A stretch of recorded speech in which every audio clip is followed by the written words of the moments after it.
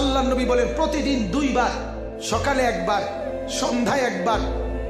আল্লাহ নবী বলেন আমার উম্মতের আমল আমার কাছে ফেরেশতারা না শোনায়। তাহলে আজকের সন্ধ্যায় যদি আল্লাহ নবীর কাছে ফেরেশতারা গিয়ে বলে ইয়া রাসূলুল্লাহ, আপনার উম্মতের আনিসুর রহমান আজকের সারাদিনে একটা সেজদা করে নাই, একবারও আপনাকে আপনার মালিককে ডাকে নাই, তো আল্লাহর নবী কি বলবে? মদিনার রওজায় কি বলবে নবী?